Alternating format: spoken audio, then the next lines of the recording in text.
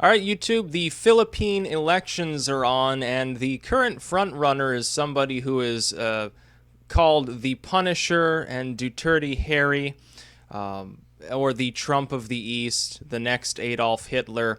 Essentially, this man who, was, I believe, a mayor, if I remember correctly, has said he's going to execute 100,000 people and dump them in Manila Bay.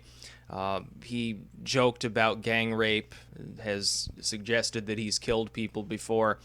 He's sort of casting himself as the strong man, not politically correct type, and so this has some people worried.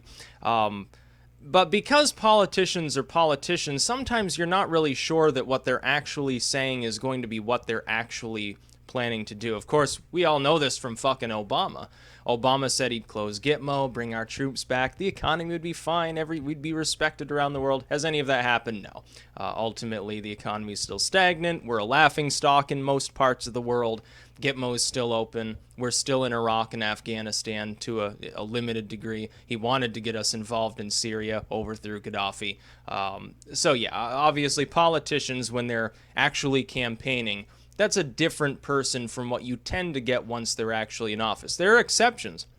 You need to realize in the post-TV era, political campaigns have become little more than a circus act, a floor show, and so you have this tendency more. Before that, you get politicians, they actually hold to some of what they're saying, and they're still going to try to, promise, a chicken in every pot and all that bullshit.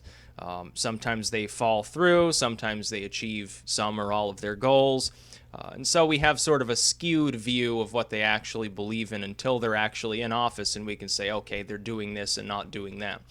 This individual, Rodrigo Duterte, and I may be pronouncing the last name wrong because, obviously I'm not a native Spanish speaker. I'm not in the Philippines. I'm not particularly familiar with this individual. I will tell you, for anyone who is in the Philippines, what the Western media is casting this man as being is a violent despot who intends to be the next tin horn dictator, to sever all ties with the West, kill all the criminals, say fuck human rights, and become basically, I guess, a further right version of the next Pol Pot or something like that. However, is there any real way for us to determine whether he's going to do any of these things?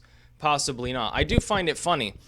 At no time has Donald Trump, Duterte is being called the Trump of the East because of the strong man, sort of the I don't give a fuck attitude. At no time has Donald Trump said he wants to sever ties with the Philippines and kill 100,000 drug addicts and dump them in the Chesapeake. It just hasn't happened. I think there's not really a comparison between the two. The Western media is apparently far more PC. And so if Trump says we're going to build a border wall, that is taken as a sign that he's a racist, a bigot, a Nazi or something. It's not actually the case. That's just how they're casting it. But there's no comparison with saying I'm going to ignore all human rights laws and mass execute people. Now, he's got several opponents, but judging from the counting that I'm seeing, he's far in the lead by 5 million votes or something like that. So I imagine he's got a good chance of winning. We'll see if he tempers his message. If not, at the very least, the Philippines have continual problems with Islamic and communist rebels in certain parts of the country, and he's vowing to crack down on them. Good. It's about time. Yes, you should kill the commies. Yes, you should kill the Islamofascists. People all over the world should be doing that right now. Unfortunately, a lot of nations and a lot of nations' leaders don't have the guts to do so. Sometimes you do need a strongman figure. The important part is you need to constrain that strongman figure enough so that they don't become an out-and-out dictator. If you can achieve that, then you can use their charisma and their strongman, I don't give a fuck sort of General Patton style tactics to great effect. It can do great things. You look at Chile under Pinochet. Something like that. Rapid advancement, things get much better, socialism is forced out, by force the socialists are removed from power, the economy flourishes. And so, while some people say, well, power mad butcher, evil tyrant, and so forth, a lot of people remember him as a great man. They say, well, modernized Chile. Why would we look down upon this figure from our past? He did good things ultimately. Yeah, a little bloody. Yeah, there was some problems, but ultimately, this is why we have what we have today. The Philippines have massive economic growth, and yet a lot of the country is still in poverty. I don't blame the people of the Philippines, and this is part, again, of the social media era. Fringe ideologies that used to be suppressed indirectly, directly sometimes, but most often in a representative democracy, they were oppressed and suppressed indirectly simply by using the mainstream media in cahoots with the government that happens to be in power, the centrists so-called, which means the corporatists and globalists. They would cast the evil eye over any fringe ideology that rose up. In the internet era, it's no longer possible.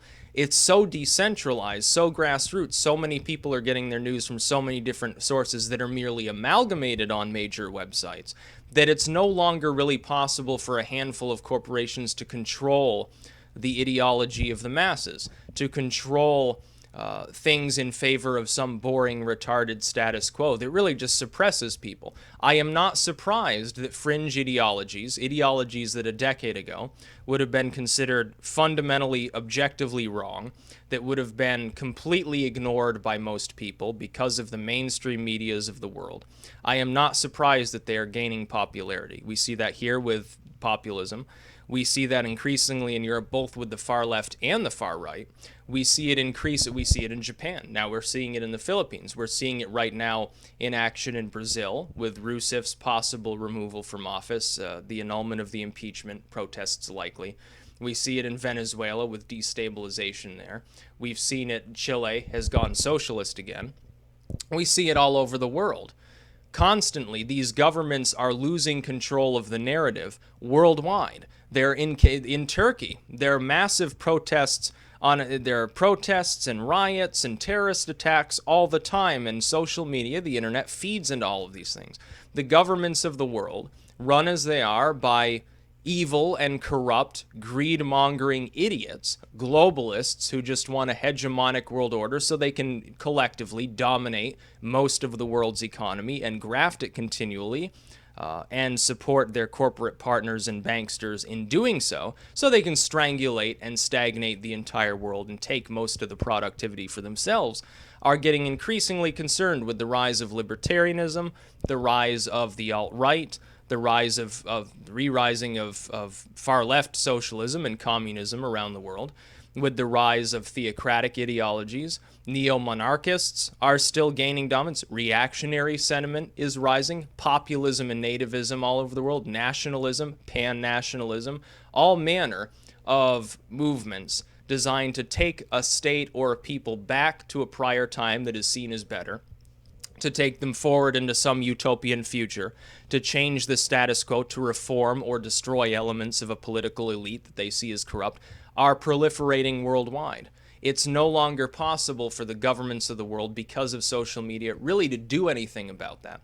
The problem for them is this: even in a state where the government, like Turkey, is empowered to crack down on a site because it says something bad about their courts, or it says something bad about Erdogan or something like that, it doesn't even fucking matter. People will use a proxy.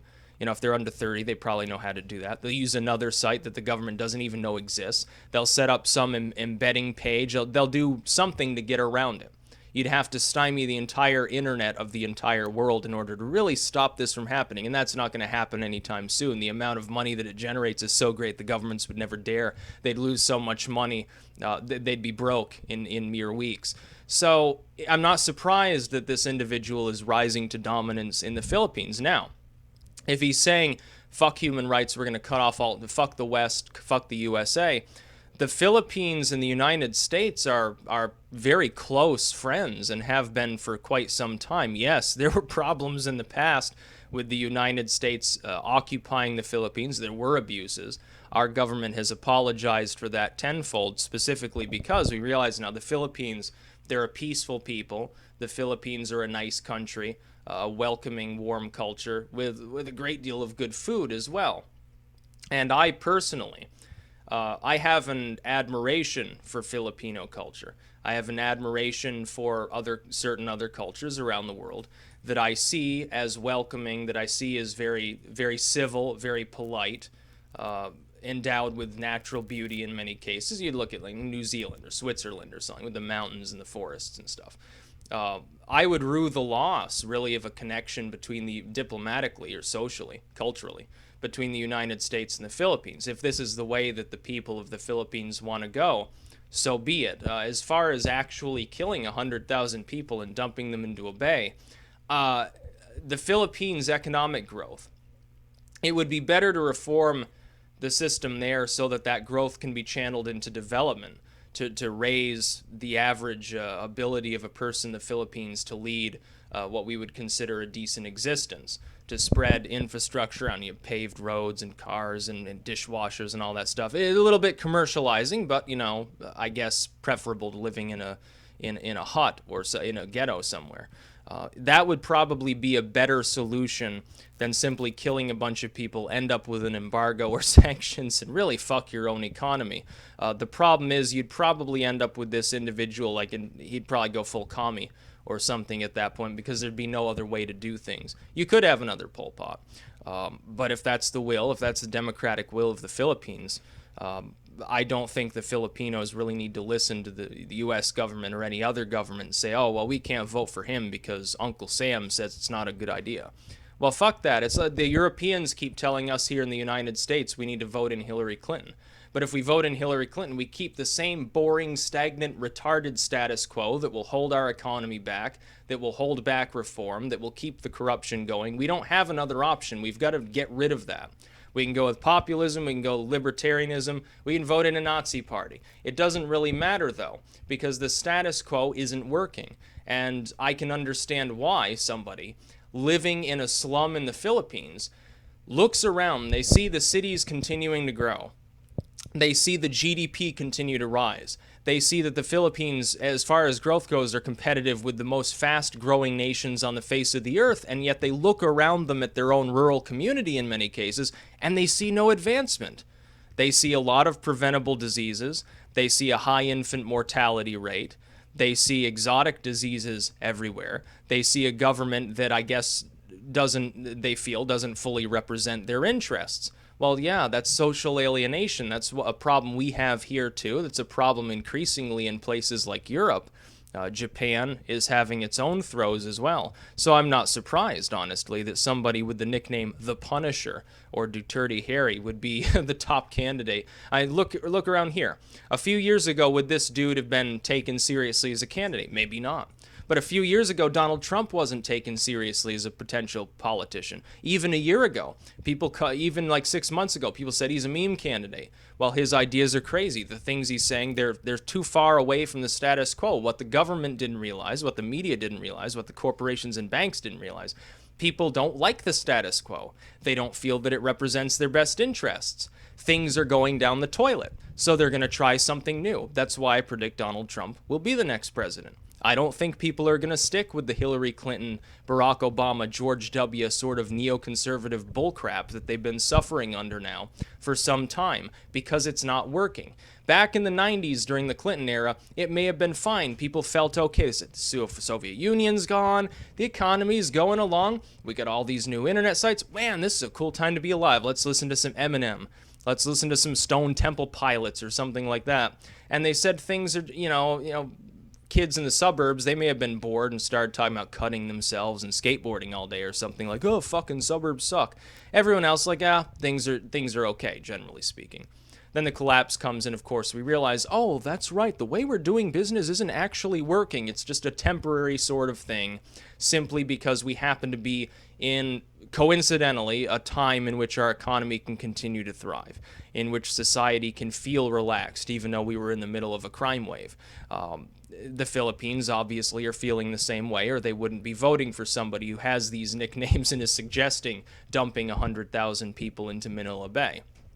So yeah, he probably will win. And that's a bellwether, really, for the rest of the world. Look, the Austrian, I'll be doing a video on this later, the Austrian chancellor, who's from the far left, just stepped down because the center-right coalition has soundly destroyed his own coalition. He's gone.